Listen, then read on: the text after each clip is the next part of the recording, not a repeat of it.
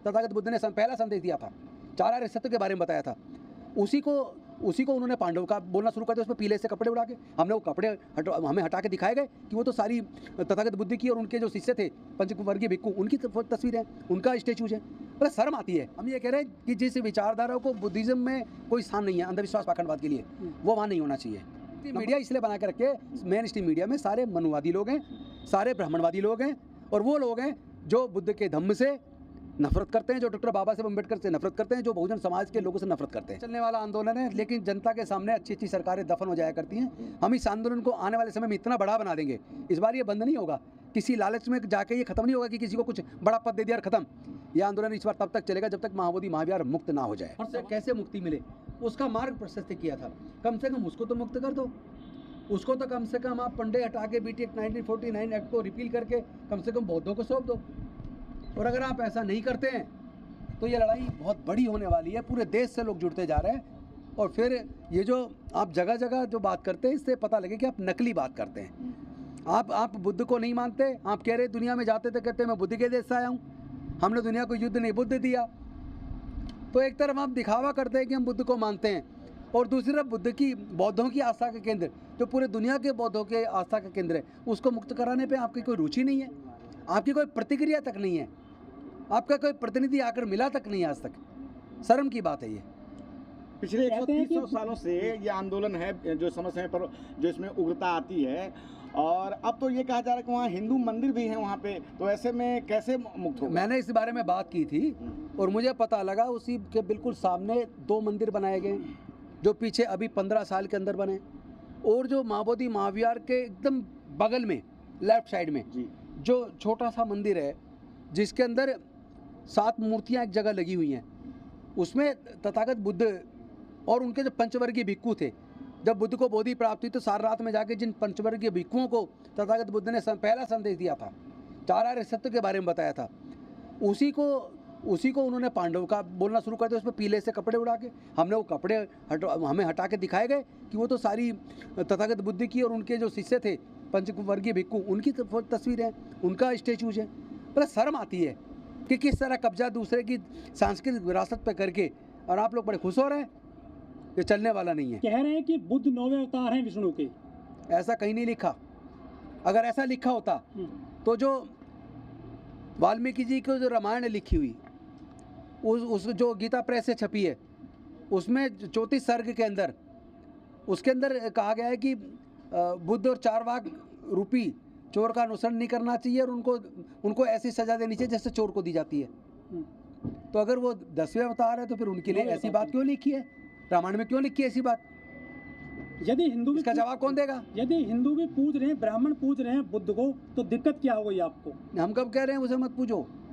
हम ये कह रहे हैं कि जिस विचारधारा को बुद्धिज्म में कोई स्थान नहीं है अंधविश्वास पाखंडवाद के लिए, वो वहाँ नहीं होना चाहिए।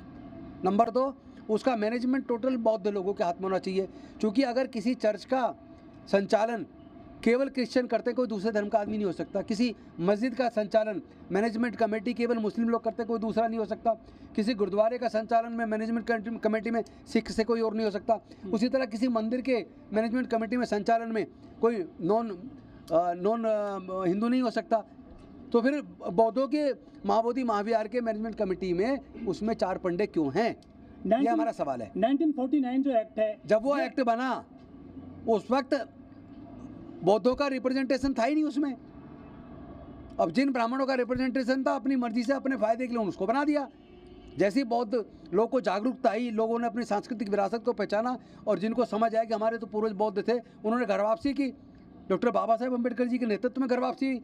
उसके बाद लगातार घर वापसी हो रही है।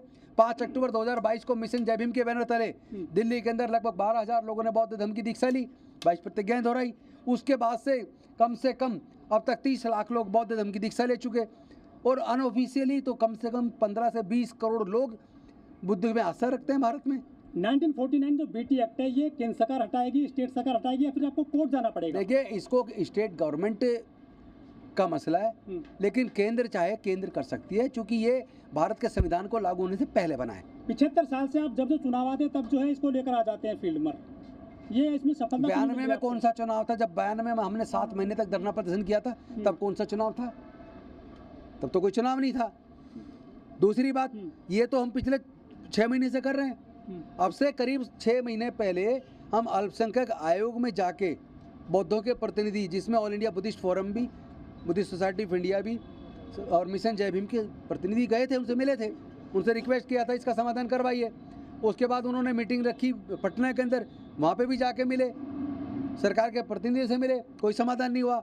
अब से करीब 4 महीने पहले पटना के अंदर प्रदर्शन हुआ, बड़ी सभा हुई, वहाँ सरकार के प्रतिनिधि को ज्ञापन सौंपा, लेकिन कोई रिजल्ट नहीं आया। तो आप ये कैसे कर सकते हैं चुनाव के टाइम पे कर रहे हैं? तो पहले से ये तो लड़ाई पहले से चल रही है, चुनावी अधिकार की मांग पहले से चल रही है। चुनावी स्ट्रीम मीडिया जो है इसे दूरी बना के रखा है, वक्फ बोर्ड पे तो लगातार देखिए, मेन स्ट्रीम मीडिया इसलिए बना के रखे, मेन स्ट्रीम मीडिया में सारे मनुवादी लोग हैं, सारे ब्राह्मणवादी लोग हैं, और वो लोग हैं जो बुद्ध के धम्म से नफरत करते हैं, जो डॉक्टर बाबा साहेब अम्बेडकर से नफरत करते हैं, जो बहुजन समाज के लोगों से नफरत करते हैं। वो छोटे छोटे बात पे तो डिबेट कराते हैं।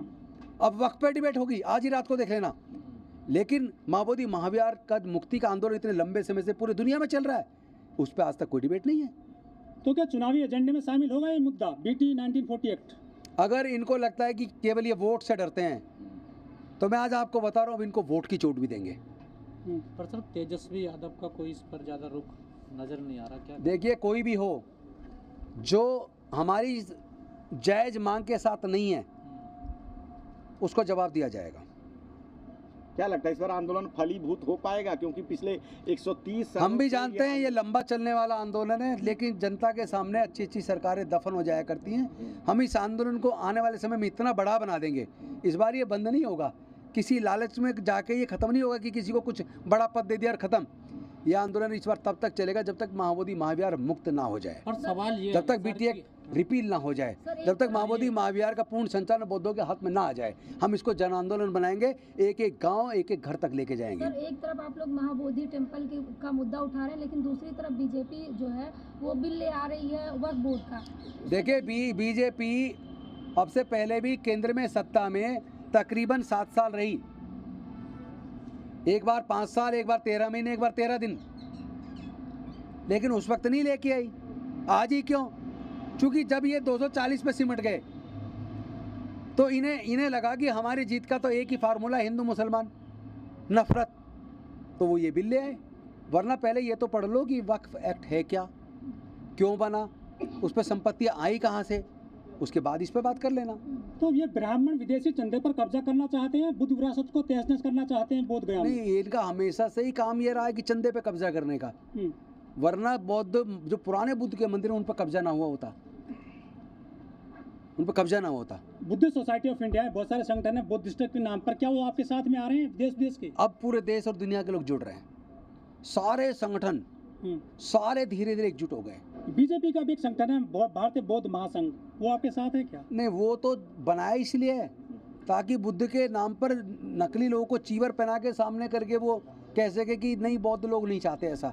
वो वीडियो चलाएंगे वो, औरंगजेब की कबर, लेकिन ये फर्जी चलने नहीं देंगे। औरंगजेब की कबर खोद रहे हैं, लेकिन बौद्ध विरासत को क्यों लेकर के आगे नहीं आ रहे हैं वो लोग? ये मूर्ख लोग हैं, ये मरे हुए मुर्दे उखाड़ने की इनकी आदत है। इन्हें सिर्फ ये चाहिए कि इनकी राजनीति कैसे चले, और इनका सब कुछ उसी राजनीति के इर्द गिर्द रहता है। Thank you very much.